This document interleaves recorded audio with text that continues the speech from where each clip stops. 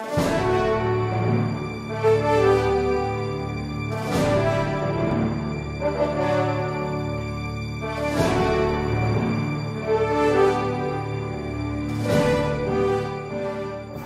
po mabigyan yung ng flexibility yung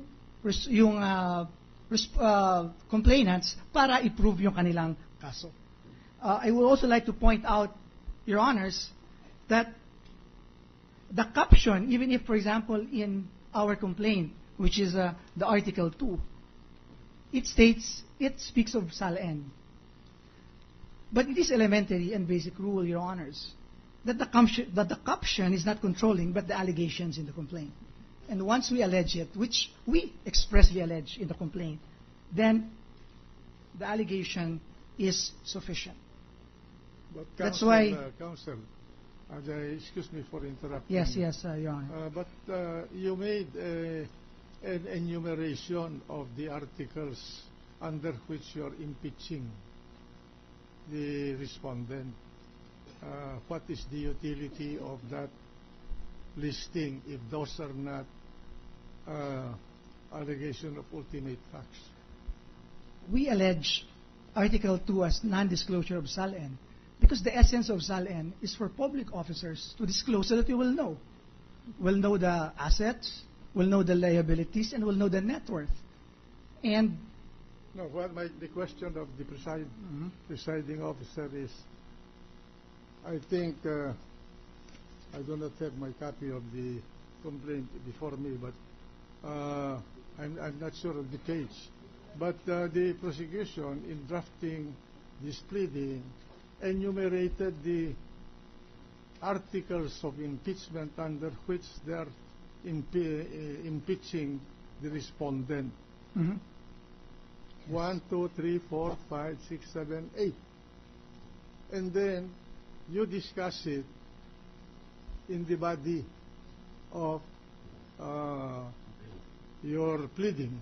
Now, the question is, what is the purpose of enumerating those 8 articles of impeachment if those are not allegation of ultimate facts under which the prosecution seeks to impeach the respondent? when we drafted the complaint, Mr. President, it is just a designation for convenience on the part of the members of the House of Representatives that we put in the caption. But doesn't necessarily mean that we have no allegation of ill-gotten wealth, because we specifically stated in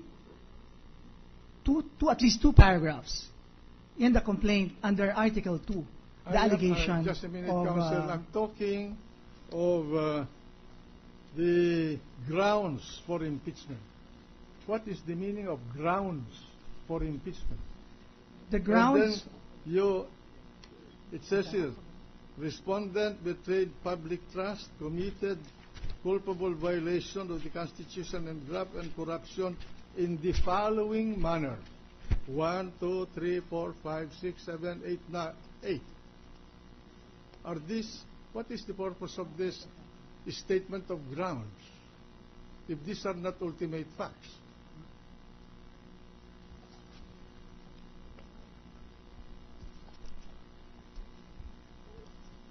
These are ultimate facts, Your Honors, Okay.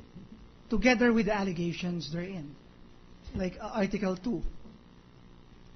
There's a betrayal of public trust when he failed to disclose to the public his statement of assets, liabilities, and net worth.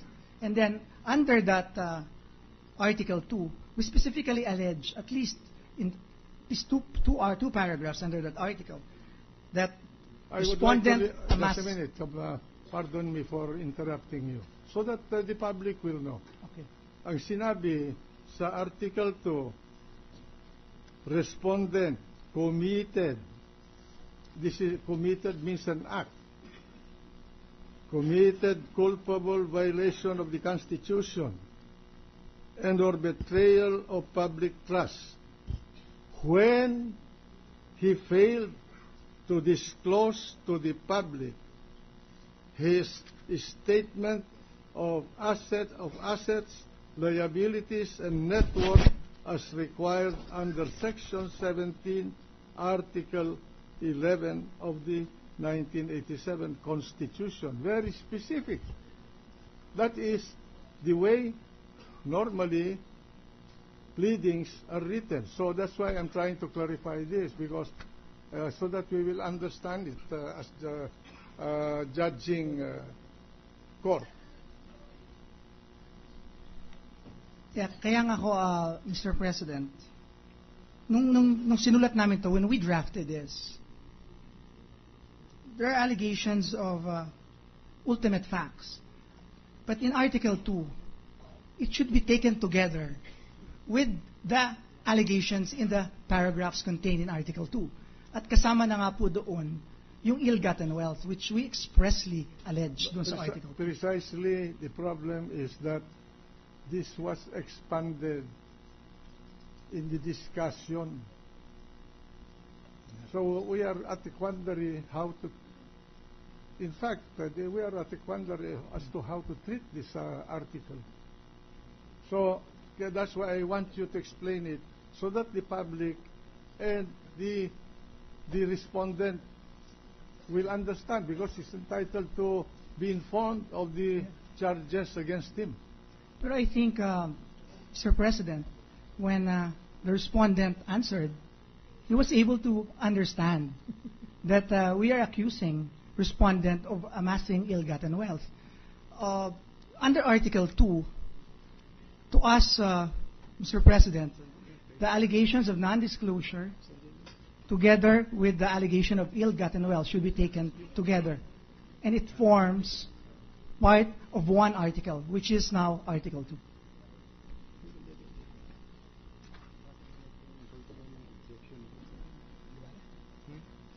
Are you true? Is counsel true? And in the answer, the respondent did not even move to strike out. And means, naintindihan nga ni Chief Justice yung aming accusation.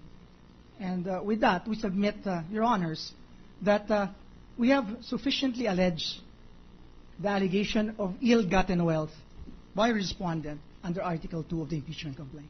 We submit. The defense counsel may May I go on my rebuttal, if Your Honor, please? give a rebuttal if you wish. Thank you, Your Honor. Now, I hate to say that when the Honorable Congressman, Chief Prosecutor in this case, mentioned that we never challenge, Your Honor, the validity of the impeachment complaint on the ground that it does not allege sufficient facts, he is totally unsupported by our answer, Your Honor. May I be allowed to continue with our articulation, Your Honor? Paragraph 10.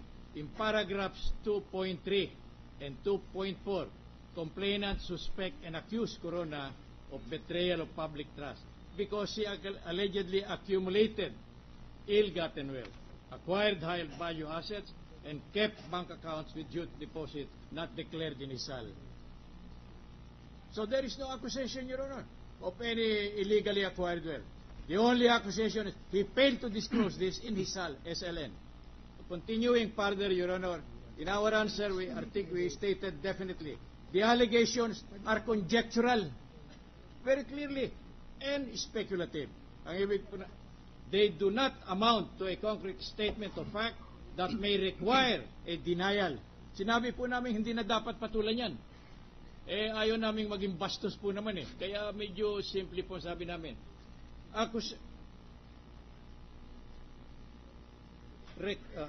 The allegations are conjectural and speculative.